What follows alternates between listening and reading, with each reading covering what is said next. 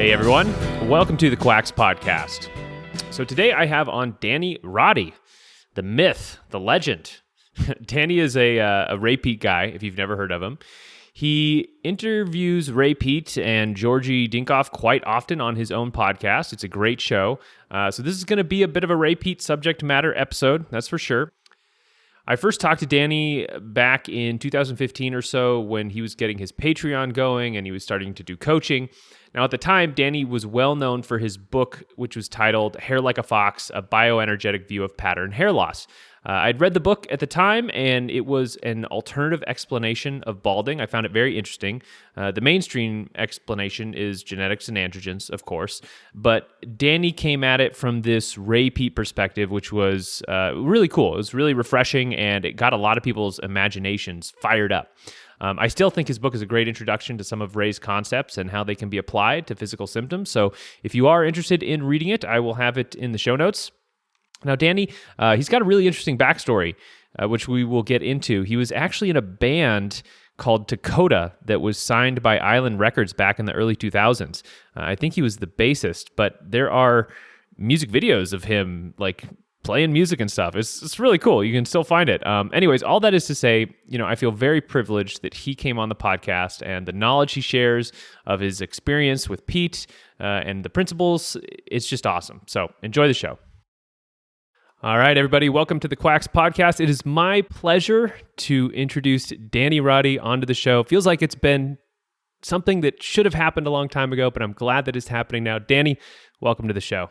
Better late than never. Thanks for having me on, Lucas. Yeah, man. I'm super happy to have you on. We were chatting a little bit before we started about how, we're kind of have some OG roots. Back in the day on your Patreon, I was one of your Patreons subscribers, and I was asking you what tests I should get to follow on the Ray Peat path. Like, should I, and you were telling me like prolactin and I can't remember what. I appreciate it. Yeah, those, I love lab tests because I think they they ground a person's health problem in kind of empirical information about their own body. And so whenever somebody is saying, oh, I have this problem, I have that problem, I think it's a great way to cut through a lot of nonsense and get to the heart of what's going on. For example, take prolactin. I've talked to people that were meticulously editing like every little bit about their diet for months. And for whatever reason, they weren't interested in getting lab tests. And then maybe like 3 or 4 months later, they decided to get a prolactin test. And that number maybe should be around 5, and their level will be like 50. And so if they had known that previously, it would have saved them a lot of heartache and a lot of wasted time, And so that's why I love them so much. Yeah. Definitely, the tests give you a grounding in what you're actually doing. I've been doing microbiome tests. Have you ever done one of those? I went through many naturopaths, and they probably asked me to do one of those, but I can't recall ever actually doing one, to be honest. Yeah, maybe we'll chat about that. So before we get started with that, can we give like a brief background of your health journey? Because I know you did carnivore for a year, and you were in a band, and that kind of shaped how you viewed the body and health. So let's go through a little bit of that for people who don't know. Yeah, this is like a 45-minute story. So I think it starts shortly after high school. And I think I just have an issue with stress like my whole time in school. Like even if we were given presentations in the front of the class, my legs would be shaking, uncontrollably, even if I knew the subject, like I was prepared. And then the same thing with tests, like I'd fail tests that I had studied just a huge amount for. And so I think I was taking like a test senior year or something, and I was like scratching my head, and a bunch of hair fall and dandruff was happening on the table. And I think that kind of started this fear of losing my hair, even though it was like completely unjustified at the time. And so fast forward, I graduate high school, I start playing in bands, and I finally get an opportunity to be in a band that is a bunch of members are all really dedicated. And so I'm trying to figure out how to make this story not 45 minutes. Anyways, we get signed to Island Def Jam. I start taking my health really seriously. I don't want to be the only bald guy in the band, and so I start modifying my diet in a bunch of different ways. And for whatever reason, I'm just convinced that the typical story you hear about hair loss is not accurate. Like, it doesn't make sense to me. And so I go through like veganism, vegetarianism, veganism, carnivore, like meat and water style carnivore, like a la Sean Baker, or Charles Washington, and probably like 2008 and 9, like a long time ago. And then I think I had like some in between years where I had no idea what I was doing. Maybe I was like including starches into my nutrition and things like that. And then I think I came upon Ray's work maybe late 2011 or no, late 2010, early 2011. And then it was a big buy-in, because I had no idea what he was talking about with anything. But he was talking about hormones like prolactin, and I had just so happened I had a 15 nanograms per milliliter prolactin test that a GP had taken a long time ago. And anyways, so I go through all these dietary different modalities. I feel like that all of them fail miserably, and I'm very good at sticking to certain diets. I could literally eat tree bark, if I thought it was the healthiest diet. And then I reached Ray Peat, and he's like this merger of all these worlds, from like philosophy to nutrition to being a humble, cool guy just in general, kind of mysterious, And I just haven't found anything more compelling than his work, his idea. And I'm reluctant to say it's his, it's Otto Warburg, Albert St. Georgi, William F. Koch, a lot of other, Hans Selye. He's just kind of an aggregation of all those people and adding things to his own, to those ideas. Mm-hmm. And so I'm just enamored with him. I'm enamored. I know he's just like a man, but I just think he's a person you don't come around very often. And the dude saved my life. So I'm just super thankful to him. And I see him as a teacher to learn a lot of things about life. Yeah. So when you say he saved your life, I don't know if I know that part of it. I mean, I don't know what I would have done. So after carnivore, I started including starches and things, and my digestion was just a complete nightmare. Like I had just like chronic diarrhea 24/7, and I was living with people, and I was like running to the bathroom every like 20-30 minutes. Ooh, yikes. And then I know there's a spectrum of depression. You get like from suicidal to euphoria, mm-hmm. But I think I was just miserable. And so, I mean, saving my life in that I hadn't tried everything when I got to him. I was like, this is a whole new paradigm that I have no idea about. And it seems like it's going to take a long time to learn what he's talking about. And so he just reinvigorated my spirit of learning and showed me a road that I didn't know existed, And so again, I just don't know where I'd be without him, just because he's gave me so much purpose and meaning to my life, I think. Yeah. So if someone has no idea who Ray is, and maybe this is a tall task, but could you summarize what you think are the most important or relevant aspects of his work are to understand? Because I definitely have some listeners who, they're like listening to me and they're like, okay, I came on with the microbiome stuff and I don't really understand, what Ray Peat's all about. Yeah, that would be a really tall task. Well, so he's 86. I think he just turned 86 in last month. Wow. So he is very old, and has lots of experience. I think of myself of having perspective in the health world, and I'm 36. So I like getting into health stuff in my mid 20s, early 20s, and then seeing different fads come and go and come and go and come and go, so just imagine how much perspective he has about things. But I think his big claim to fame is similar to what Otto Warburg and Albert St. Georgi said, that a cell needs energy for all of its like day-to-day tasks, but it also needs energy to maintain its structure. And then cells form tissues, and tissues form organs, and organs form you. And so that's kind of like his holistic perspective is focusing in on the energetics of the cell and how to like optimize that process in the bad environment that we're in. And like maybe a easier way to think about that is like trying to mimic the metabolism of like a healthy young child. And I don't know how many healthy young children there are these days, but maybe back in the 50s or something, we could think about a healthy 10-year-old.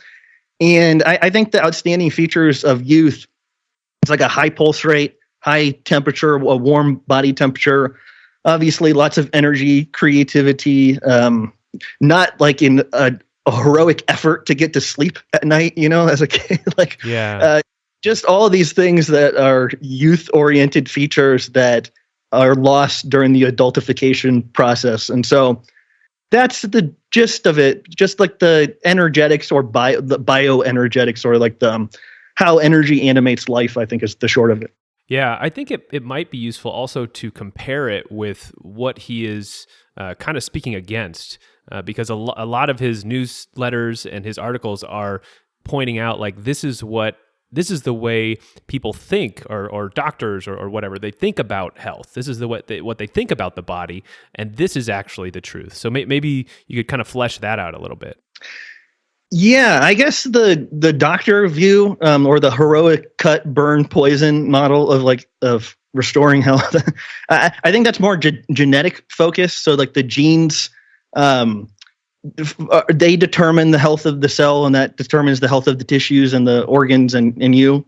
And so I think he's saying, like similar to what Hans Selye said, like the system will try to adapt given the circumstances. And so, like if you don't eat for a long time, your adrenals are going to release first adrenaline to mobilize glycogen out of the liver to restore the blood sugar. And then when that's low, it's going to break down the tissues via cortisol to bring up the blood sugar. And so I think of life is just this like long series of adaptations.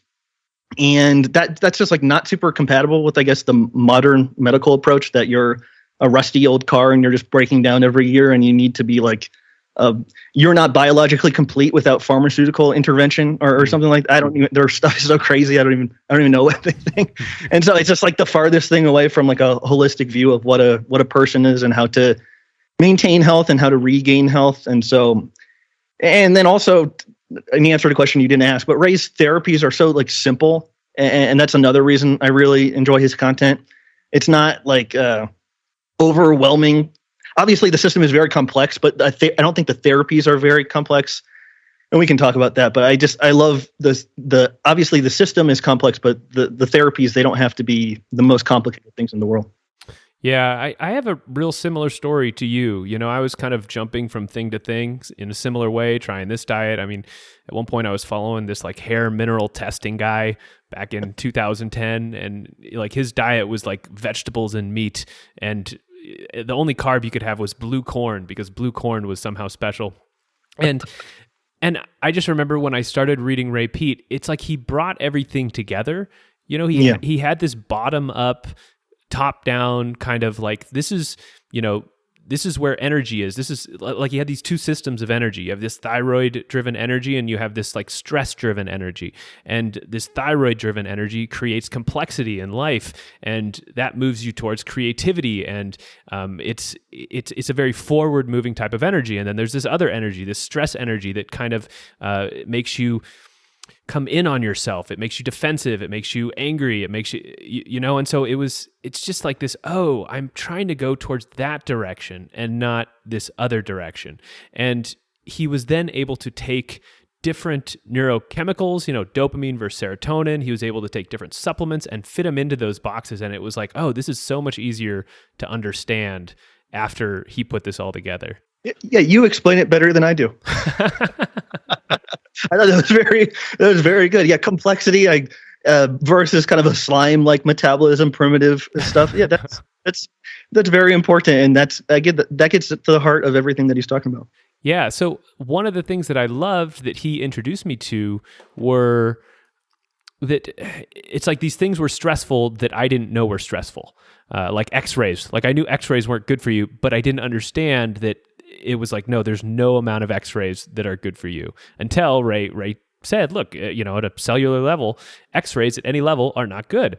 So what are some of the things that Ray says are stressful, which normal people, you know, other than X-rays, outside of those who study health wouldn't know about? Like, do you ever mention like, oh, this is stressful, and you see surprise from your viewers or normies or whatnot? Yeah, I guess there are a bunch of different types of stress, like a calcium to phosphate ratio of the food a person eats. And so if they eat significantly more phosphorus than calcium, they'll like activate their parathyroid glands to release parathyroid hormone. And so that's like a type of stress, you know, and it's, of course, it's one big system, and it's a complex biochemical web of triggering other hormones. Like parathyroid hormone doesn't just act alone or anything like that. But the way I really think simply about it, and it goes back to what we were talking about with the blood sugar, like if the blood sugar gets too low, that's like a basic trigger for increasing adrenaline and as the short-term stress hormone, and cortisol is the long-term stress hormone. And like cortisol activating aromatase and turning testosterone into estrogen, and then estrogen activating the pituitary to release prolactin or more ACTH or FSH, LH or whatever. But like, and so I think these systems are like trying to, they're just being chronically activated more and more and more as we get older, and then all of us can know how more amplified the stress response is since of like March of 2020, like almost everybody I talk to these days like seems to be like doing a lot worse than they were in 2019, like all of our lives have gotten way more stressful with all these bizarre rules and mandates and things like that. So it's just, and then thyroid is at the heart of all of that. And so keeping the energy metabolism up or keeping the thyroid up helps a person resist the destructive effects of stress. So keeping the adrenaline low, keeping the cortisol low, et cetera, et cetera. And so it's kind of like a seesaw, like a metabolic tug of war of energy versus the stress substances. Yeah. So if someone was getting into like Ray Peat's philosophy, are there, like, have you noticed that there are different phases that people go through? Meaning, like, you don't usually start by like rubbing progesterone doses on your balls, right? Like that's like a level 4 like skill or whatever. Because I'm sure you've talked to lots of people who you've introduced Ray to. So, I mean, are there different phases? Yeah, I think everybody goes through that. I mean, if you stick to something long enough, especially something as deep as kind of Ray's work, I mean, read Mind and Tissue and see how much I don't understand 90% of what's in that book. It's very complex philosophy, and he'll say neo-Kantian, and you'll have to look up what that means. Like, what is and all these philosophical things. And so, yeah, I think somebody will have a problem. They'll say maybe they tried low carb or they tried veganism and that didn't work out as expected. Or they feel they just had like some outstanding symptom like coldness in their extremities or something. And then somehow see Georgie and I talking on a podcast or something. And yeah, the conversations are just all over the place from somebody like yourself, who is just like a long haul Ray person, like been all around a long time, understands the details, and people like just modifying their nutrition for the first time ever, and trying to think of what are the things that are going to provide the most like maximum benefit for just kind of the littlest amount of effort, And it's always amazing because sometimes somebody that's like in despair or like suicidal or something will take some T3, and the next time I'll talk to them is they'll have a completely different perspective on life, and they'll be excited to try all these different types of experiments and stuff. And I'm thinking to myself, like, last time I was trying to convince you not to kill yourself, like, and now just the T3 has energized this person enough to start wanting to figure all of this stuff out. And so that's happened enough times to where it's just like a testament of what Ray is talking about, like getting the system enough energy complexifies and activates the person's own orienting reflex to figure out the problems themselves. And the best thing is when a person is like, Danny, I don't need to talk to you anymore. And that's like the best situation, because they're just self-navigating and they're figuring out their own problems by themselves, which is really the only way I think a person can do it. Yeah. So is that the best way to start with thyroid, or do you think? Well, just dietary stuff is the easiest, like that calcium to phosphate ratio. That sounds so simple, but I think that can make a big difference. Like we talked about in the beginning of the call, like getting lab tests can, like Ray has a quote, it's like, you can't know where you're going unless you know where you are. And getting lab tests is a great way to ground where a person is at the moment, And so just good nutrition, maybe some vitamin D, which is like a extremely hot topic these days. And I don't know, the carrot salad or something could really shift a person in a good direction, I think. So remind me again about the calcium phosphate thing, because I haven't read about that in a while. The short of it is that an excess of phosphorus can turn on parathyroid hormone. And I didn't know this till fairly recently. It's like one of the things Ray writes about a lot. But maybe on the last live stream with Georgie and Ray, I was like, Ray is, do all roads lead to parathyroid hormone? Does like all stress lead to that?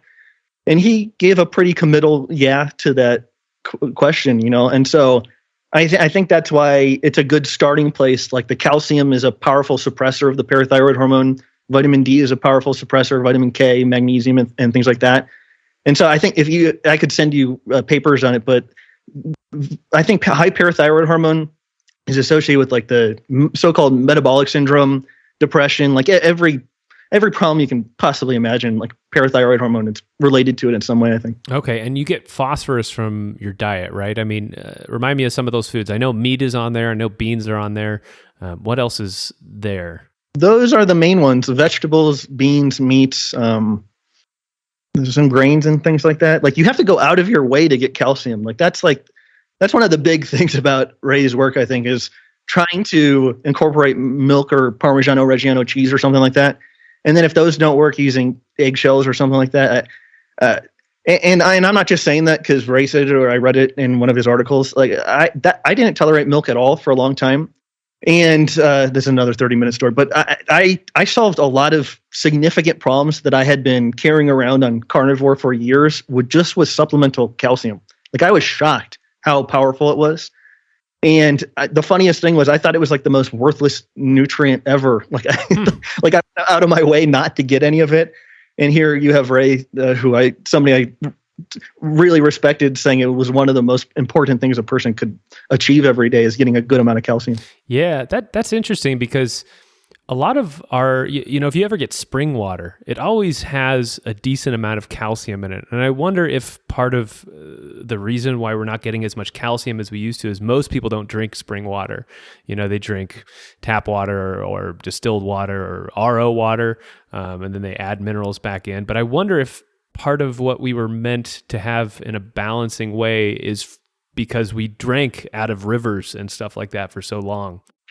Certainly possible. And I don't know, I forgot if it was Georgia or Ray, but I think I have never dived into it, but I think there's research on like hard water and the health benefits in different areas. And so I don't think that's like a wild guess. I think you're actually right. Yeah. All right. So let's talk about environment, because that's definitely something I've found is almost more important than diet in some ways. Like if you're in a bad environment, what you eat, well, it doesn't necessarily always matter if you're in a bad environment. But how important do you think environment is to your health? Like, have you found it a really big contributing factor?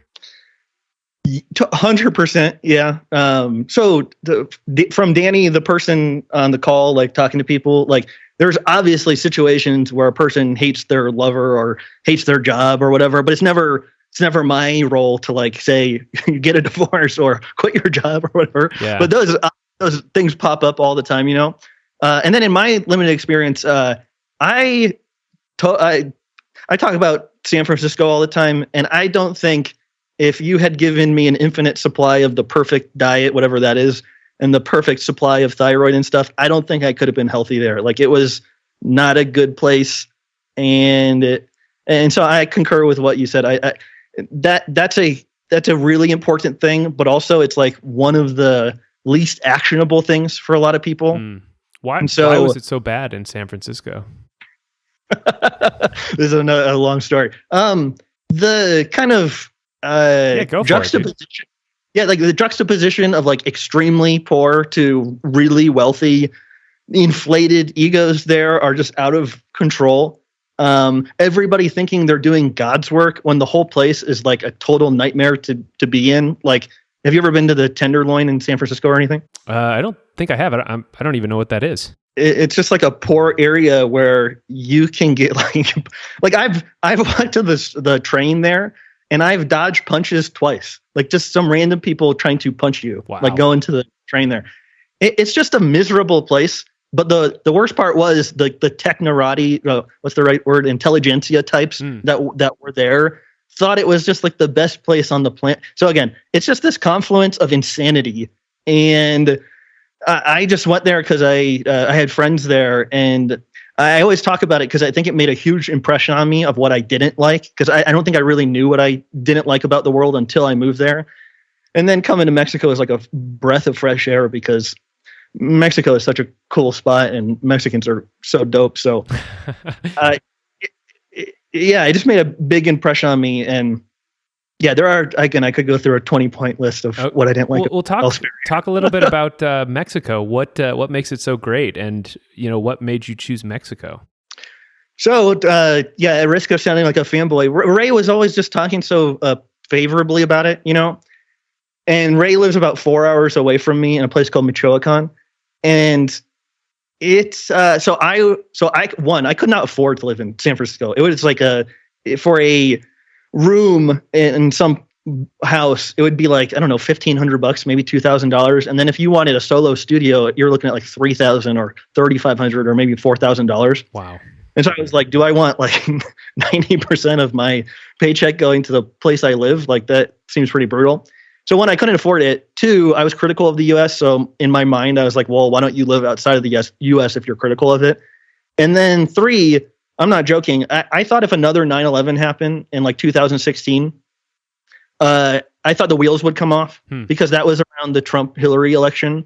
And I'm pretty apolitical, and especially that's evidenced on the podcast. But I thought people were acting so insane at that time that I was like, this place, like, even though I play devil's advocate at dinner parties and stuff, that was becoming less and less welcome with the election. I was like, okay, Danny, you were a novelty before, but now you're making people irate at the dinner table. so I was like, okay, time to get out of here. Because I don't value just appeasing people. I value the developing as a person. And once I realized that was impossible there, I was like, with all the other bad things about it, I was like, I want to get out of here. Yeah. So you were at dinner parties and you just walk in and be like, hey, anybody read Atlas Shrugged?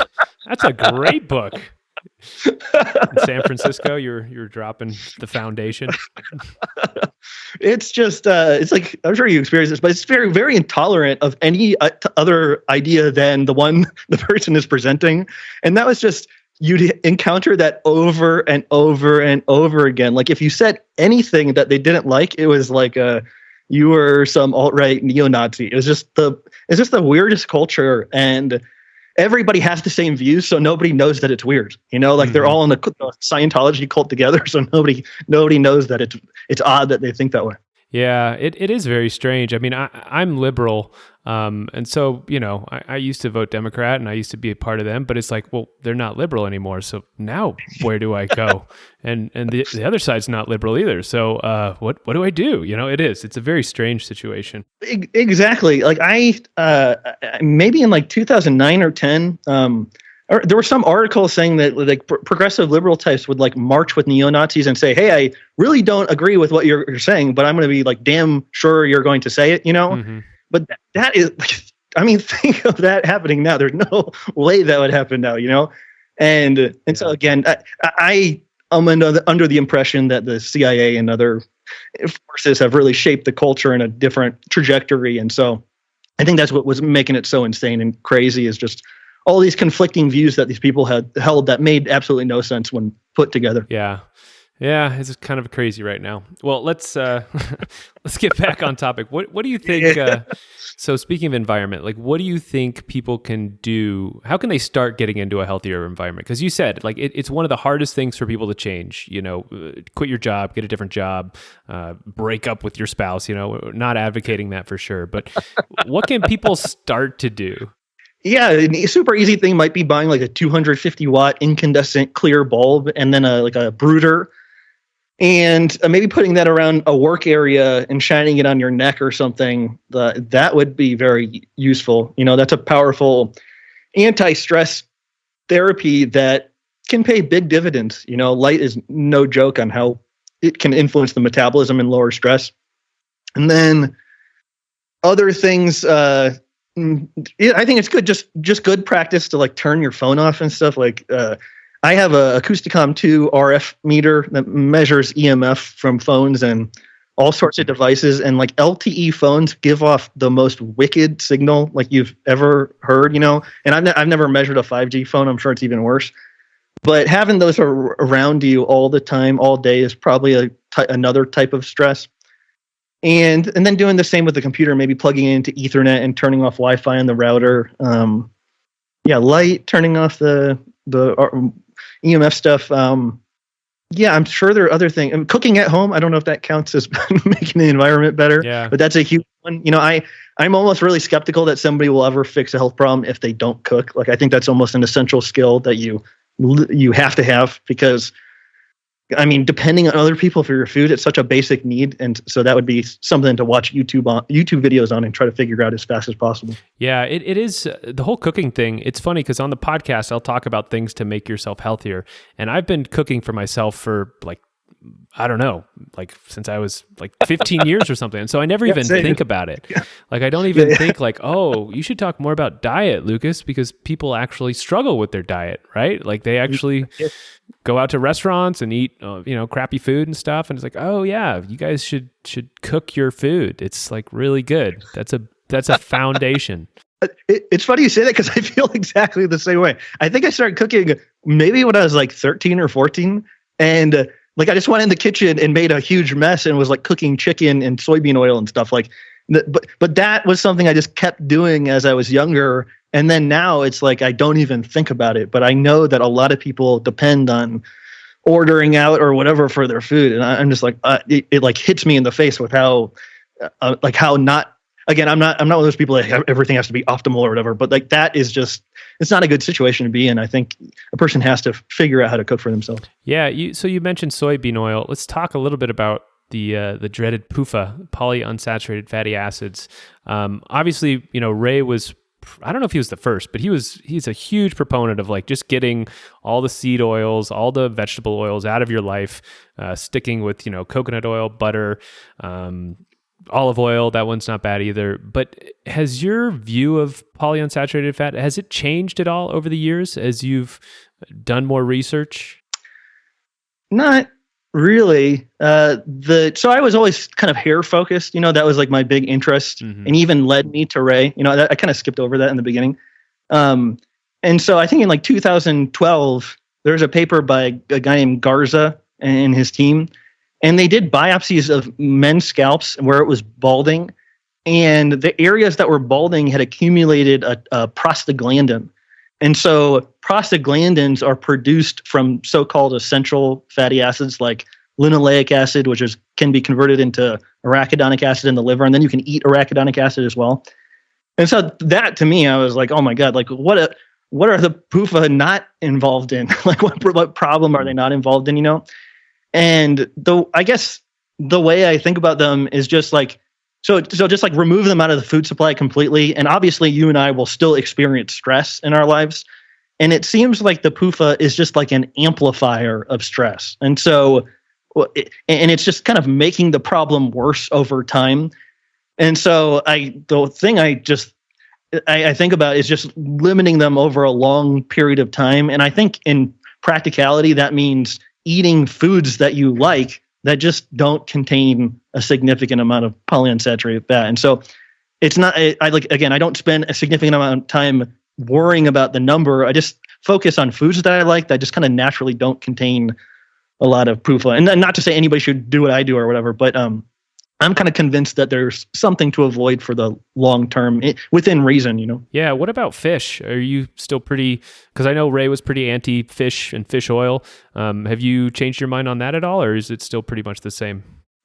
Well, fish oil, I think there's benefits to the vitamins A and D and cod liver oil and stuff, but that DHA, there's a paper that says in proportion to how much DHA is, or the D-docosahexaenoic acid is, produces acrolein, in proportion to that. And nobody thinks acrolein is good. It's a mitochondrial inhibitor, promotes nitric oxide and things.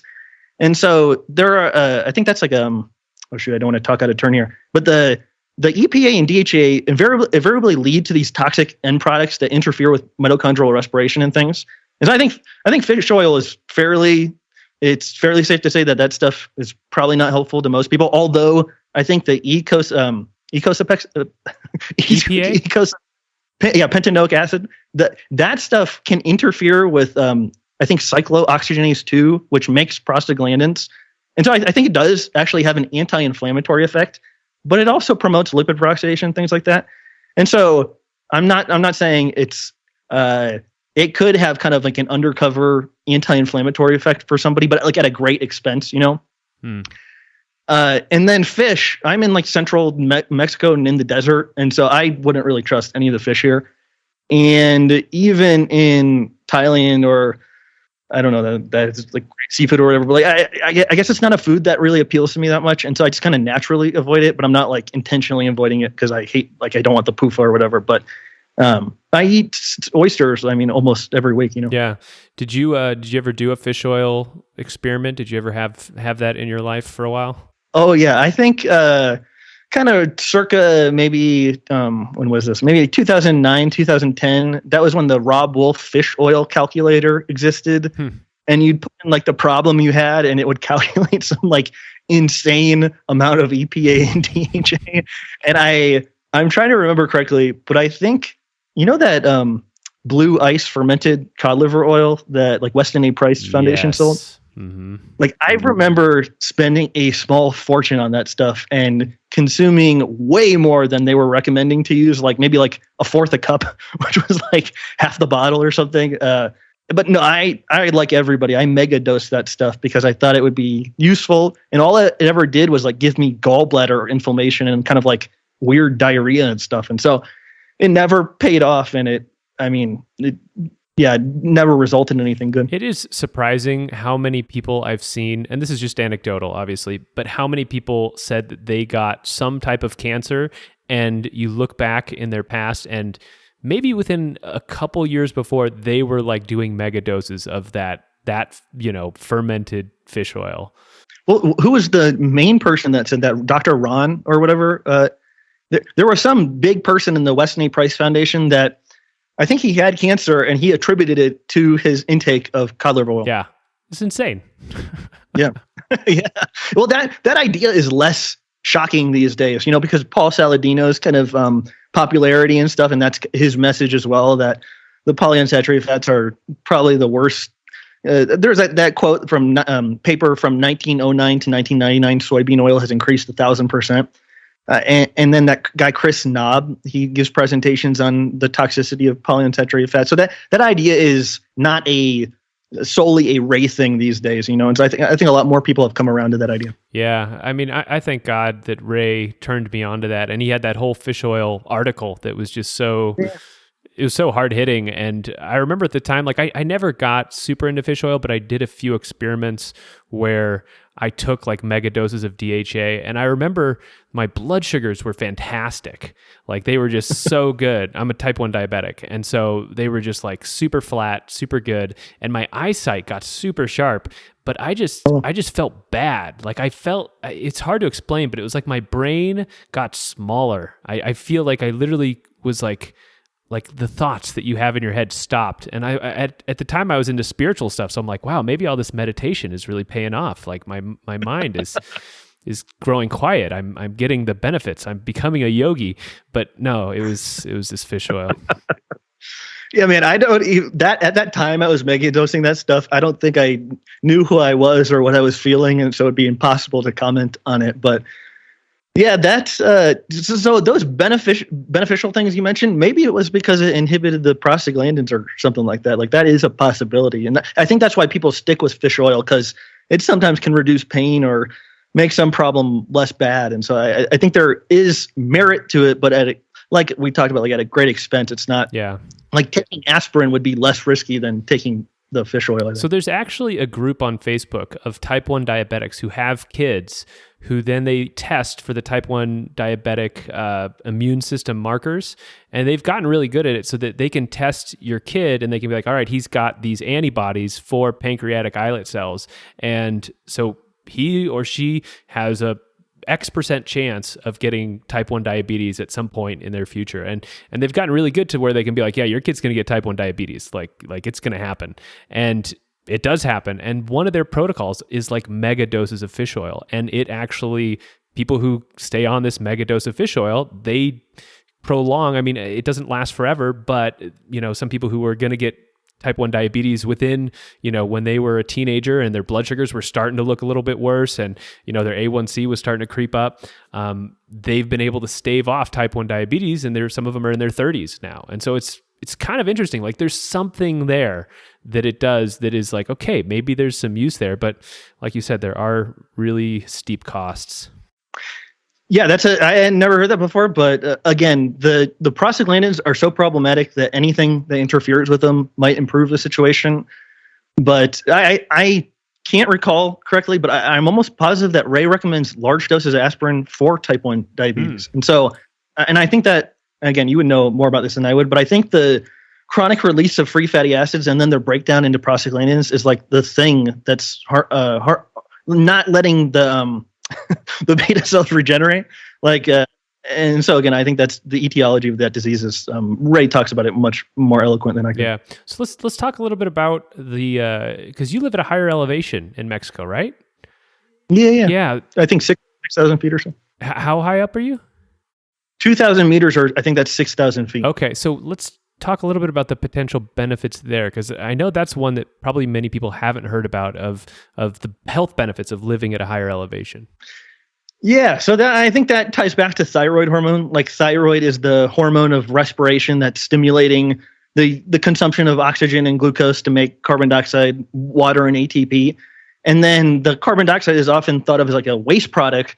But I think in Ray's whole point of view, and then also like what Christian Bohr pointed out, via the Bohr effect, that the carbon dioxide dissociates oxygen from hemoglobin, better allowing cells, tissues, and organs to absorb it. And I think that's happening after adaptation when you get to high altitude. So your body has more carbon dioxide, and it stimulates cellular respiration and the consumption of oxygen, and it just makes the system run a lot smoother. And I think that whole process dampens the need for the activation of the stress systems. And it gets to like, have you ever heard Ray talk about like carb amino groups on proteins and stuff? It gets like really granular, an area I think only maybe Ray or Georgie could get into, talking about how like it reinforces the proteins and it absorb water on cells and things like that. It's like a basic stabilizing factor, like progesterone or thyroid. And I guess the more of it you're exposed to during your lifetime, the healthier you'll be, or the more resistant to stress you'll be. And to be honest with you, living here for a few years, like I couldn't tell you, oh, it does X, Y, and Z to me. But I think I do have a lot of good days in Mexico, whereas when I would travel to Japan or go to Thailand or go to Malaysia or go wherever, I think there were some like kind of like down days, and I just like barely ever feel like that here. And so maybe the carbon dioxide is just, I don't know, making me slightly more resistant to stress or depression or whatever. Yeah, I sometimes go camping.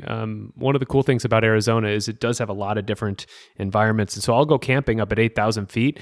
I always feel so much different up there versus down here in Phoenix, which is like 1,500 or so. Yeah, I think, I don't know if 6,000 feet is enough to really notice a huge difference, but I think Ray was talking about 8,000 or 10,000 or 12,000 being a huge difference. And so I still need to go to what is like La Paz or something. I need to go to somewhere that has really high elevation to see if it makes any difference. Do you like any of those contraptions or whatnot to try and increase your carbon dioxide intake, whether that's like the baths or the tents you sleep in? I mean, have you tried any of those out? No, my friends here were going to go buy a tank like of carbogen or carbon dioxide, but I don't think they ever did. So I would have like inhaled some or put it on my arm or something to see what it did. But it's embarrassing. I've been into Ray's work for 10 years, but I've never had any direct experience with carbon dioxide. Wow. That is actually really surprising. Because that's definitely something I tried out. I went and got some tanks filled with CO2 and breathed it in. And I don't know. I can't say I noticed much.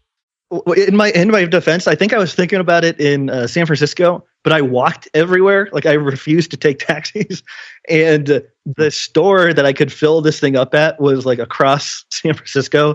And I think I was like, "There's no way you're going to be walking back and forth with this heavy tank." But yeah, man, I want to try it because I get the impression that Ray uses it frequently. Like he sits in bags of it and things like that. But hey, I need to try it. Dude's going to live to like 120. I hope so. Yeah. So speaking of Ray, you recently did a show and somebody asked you, what do you think Ray is wrong about? and I think you mentioned Bitcoin, but you didn't really have any health topics that you mentioned. So, I mean, you've had tons of interactions with Ray. Are there any health topics that you think that he's maybe, I don't know, maybe not wrong, but misguided, or maybe he's not focusing on something relevant?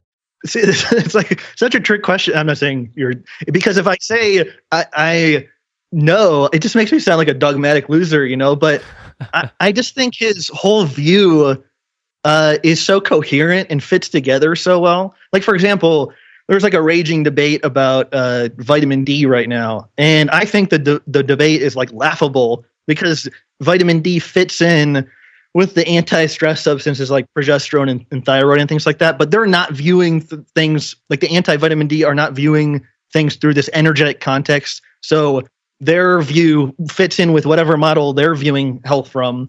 But it doesn't make any sense to me because vitamin D has so many like pro-energetic or anti-stress effects. Yeah. And so the other thing about this is I don't totally understand a lot of what Ray is talking about. And so it's so if Ray is saying like something about like carbon monoxide or something, and I don't fully grasp where carbon monoxide like fits into cellular respiration and stress and stuff, like I'd have to be an idiot to say like, oh yeah, I don't agree with him about that or something. It's like, just his stupid apprentice that he never wanted, like trying to figure out what he's talking about.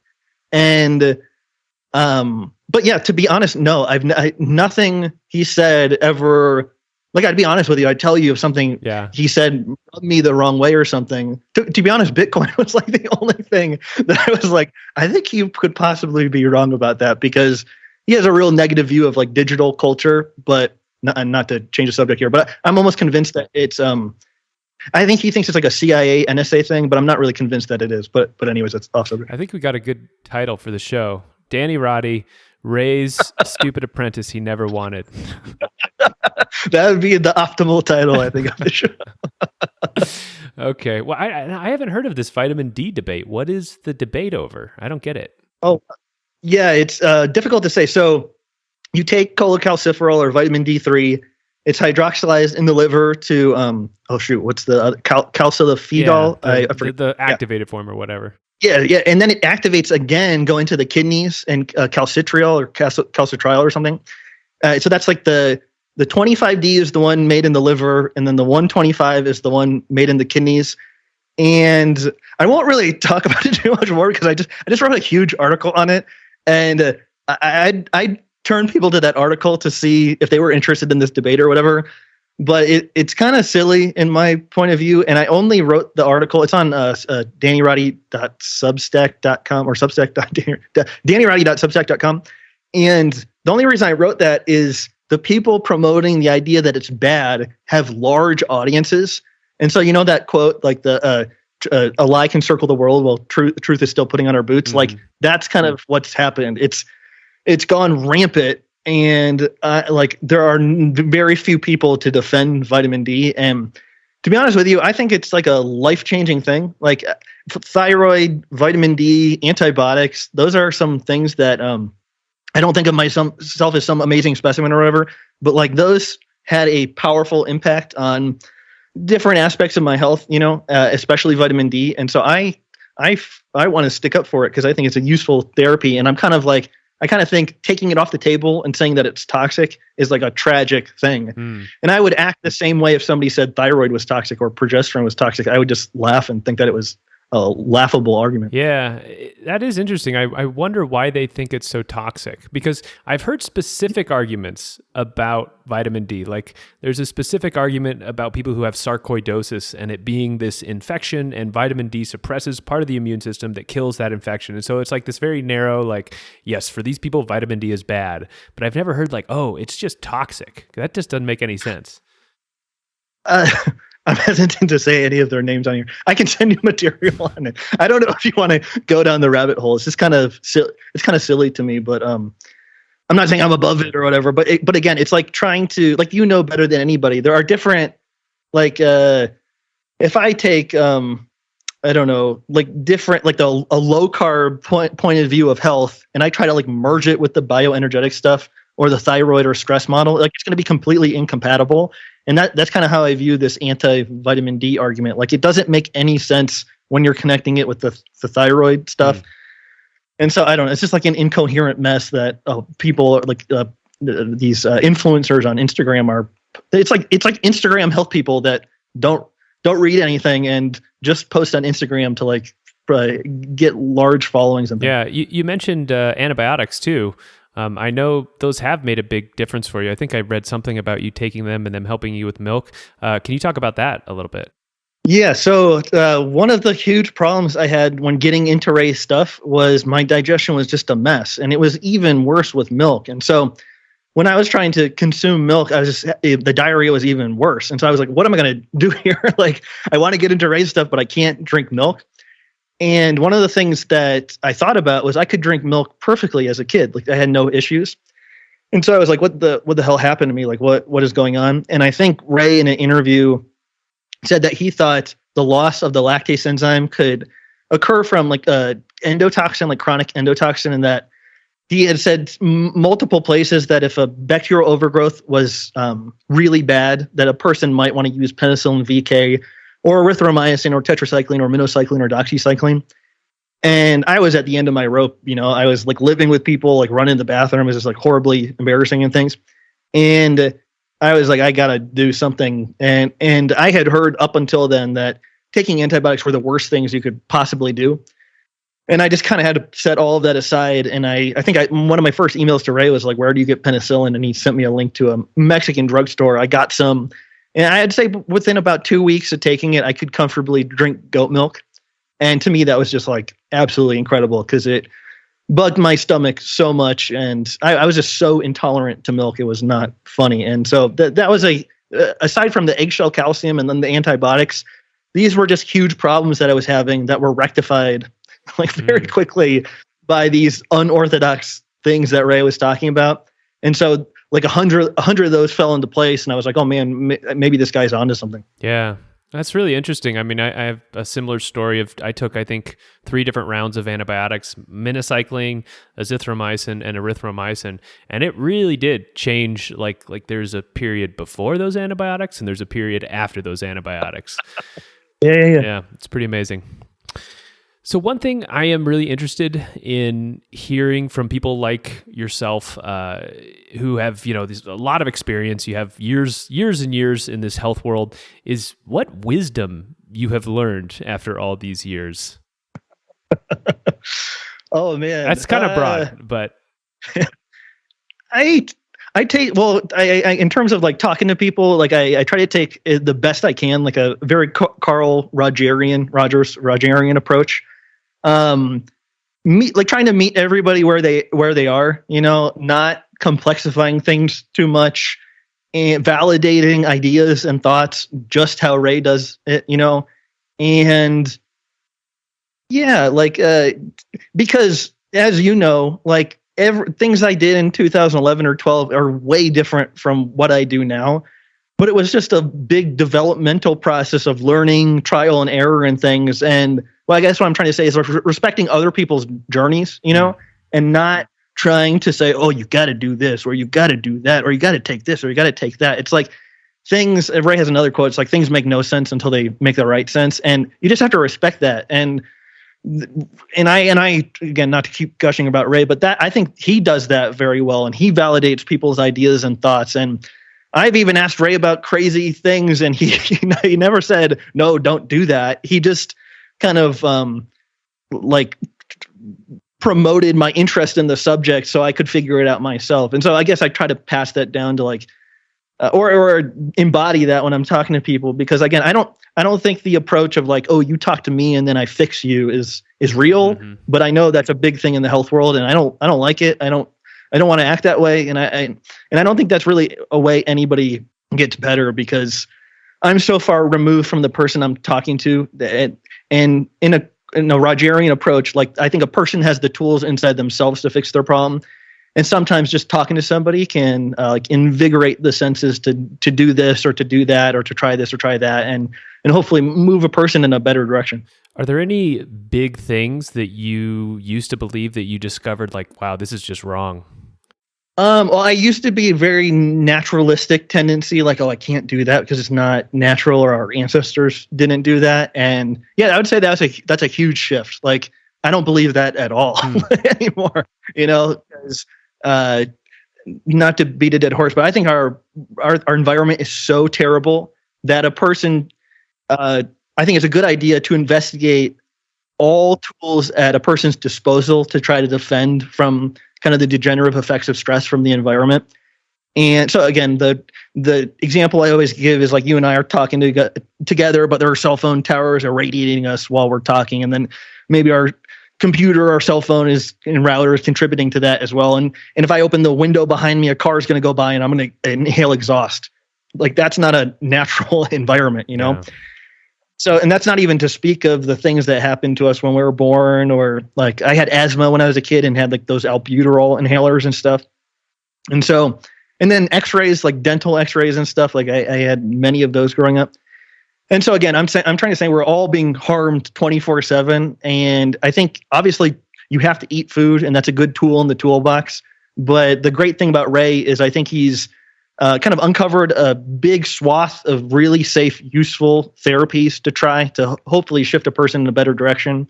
But again, not everybody's open to the idea of using antibiotics or thyroid or whatever. And so, and it's not my job to force them to. It's just those are on the table, and I think they can be very powerful when used appropriately. Yeah, that's definitely something I used to believe too. That if it wasn't natural, it was probably pretty bad for you. But like my experience with the antibiotics, it's like, wow, this really made a difference, and no herb was gonna do this. Like this, yeah, exactly. This had to be that, and even like ivermectin. I don't know. Have you tried ivermectin?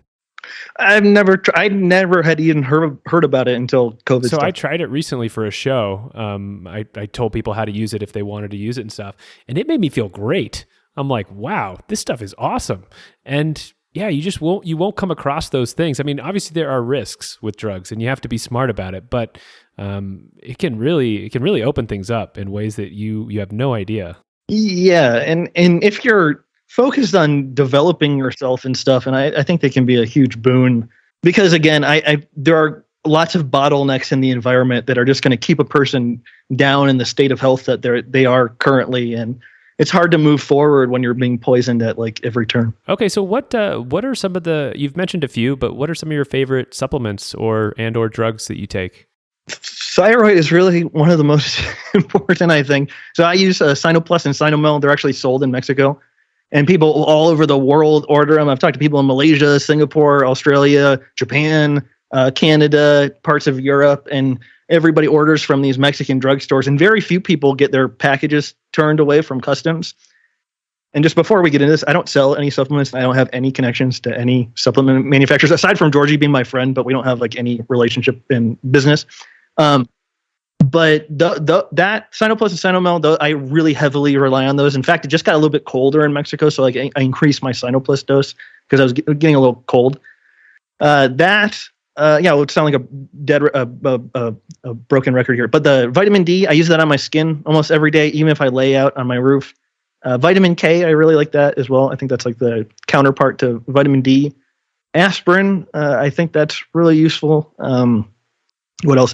And then maybe starting in 2018, I got a little bit into putting progesterone and DHEA on my legs before bed. And I really keep it very minimal with supplement stuff. But those are the big ones that I think have a reliable effect. Like they do stuff, so I keep taking them because they do reliable things. Yeah. Have you ever tried RU486? Because that's one that Georgie mentions all the time. That's like legendary that he talks about that drug. I've never used it before, but I think it's like an analog or derivative of progesterone. So I think the fact of him bringing it up is it's like so well researched or something at like terminating the stress response or something. Yeah. So for those who don't know, RU486 is the abortion pill, correct? Like that's like the morning after pill. Yeah. I don't know that much about it. Yeah. So it's some type of progesterone, and you take it, and for women, if they think they're pregnant, it will abort a fetus because it stops some hormone that's needed for the gestation to go on. But like Georgie, I think he recently said, like, it snaps your cells out of a stressed state. And so it like cures type 2 diabetes or maybe even cancer. And when I heard that, I'm like, what?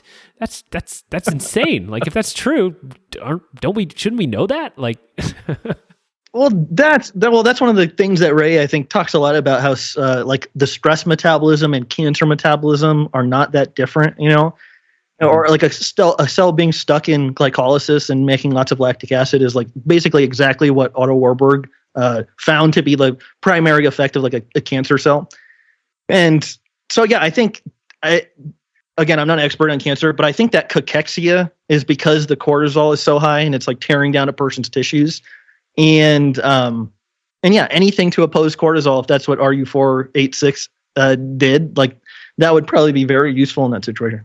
So one question I like to ask my guests is, and it doesn't have to be a long-winded thing, it can be a tweet or whatnot, but what do you think is the worst health advice that you hear that's pretty popular out there? And I'm sure you have lots of examples, but what do you think the worst one is?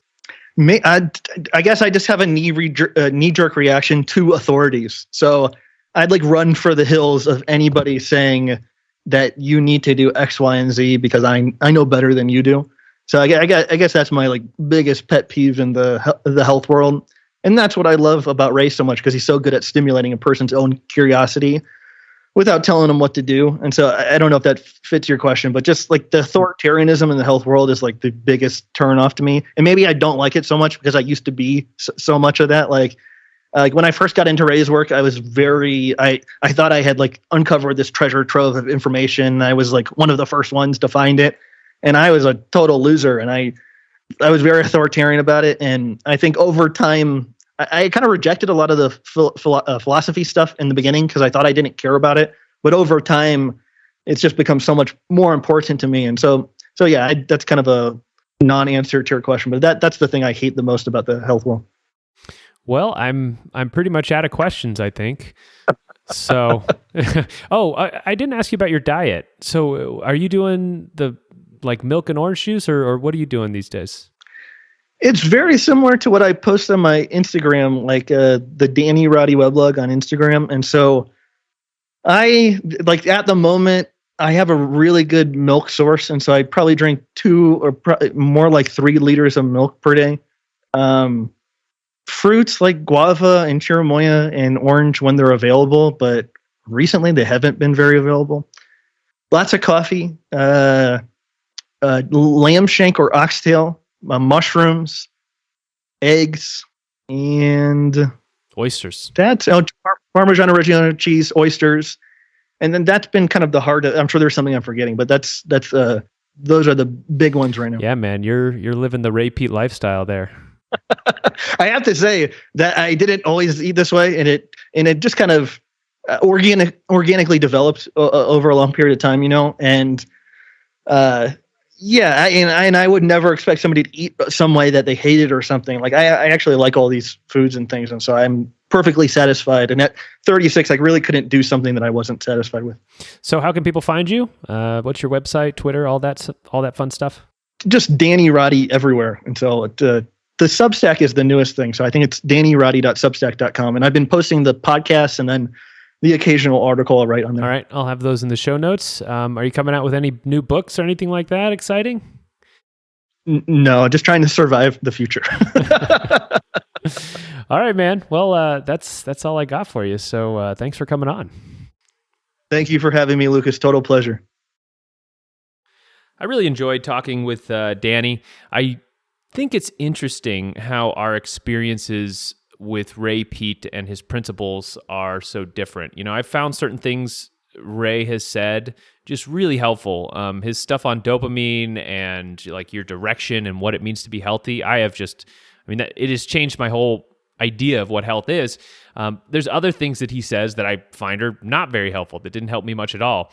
But it sounds like when Danny started following Ray's suggestions, they just clicked for him, which is awesome. I mean, I know it works like that for some people sometimes. So I do wish he had some more criticisms of Ray's ideas, because often people who are the most familiar with a concept or theory can also show where it may be falling short. And, you know, every theoretical framework has shortcomings. So I wish he had been able to go into that a little bit more, but that's fine. Other than that, I really did enjoy talking with him. And he does have a great podcast where he talks with Ray and Georgie all the time, and they poke holes in all the crazy health theories out there. So it's definitely fun, and I loved having him on. So next episode is going to be episode 100. The podcast has been going now for almost 3 years, which is crazy to think about. So I'm going to do something a little special, and I'm going to have a best of episode with clips from the past podcasts, clips that I thought were particularly impactful. I'm also going to have my top health discoveries that have worked and the ones that have failed miserably. So that should be out in the beginning of December. Keep an eye out for it. Other than that, I hope you have a great Thanksgiving. I hope you spend some valuable time with your families. Be well.